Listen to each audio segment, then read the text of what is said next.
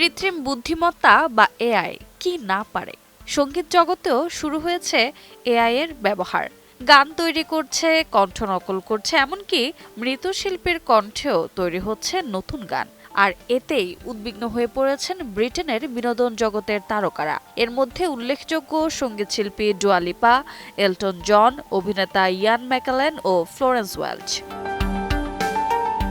মূলত যুক্তরাজ্যের প্রধানমন্ত্রী কিয়ার স্টারমারের উদ্দেশ্যে লেখা এক খোলা চিঠিতে ৪ শতাধিক সঙ্গীতশিল্পী, লেখক ও অভিনয়শিল্পী স্বাক্ষর করেছেন, যার সারসংক্ষেপ হল উপযুক্ত সুরক্ষা না দিলে তাদের সৃষ্টিকর্ম প্রযুক্তি কোম্পানিগুলোর কাছে উপহার দিয়ে দেওয়ার মতো হবে এবং এ উদাসীনতার কারণে হুমকির মুখে পড়তে পারে যুক্তরাজ্যের সৃজনশীল সাম্রাজ্য।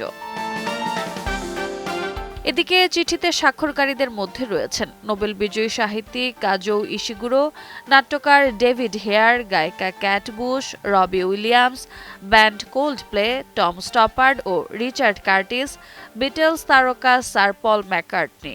তবে মানবিক কণ্ঠের আবেগ আর যন্ত্রের নিখুঁত অনুকরণ, এই দ্বন্দ্বে আগামী দিনে কোনটি টিকে থাকবে সেটিই এখন বড় প্রশ্ন। রোজা চৌধুরী, সময় সংবাদ।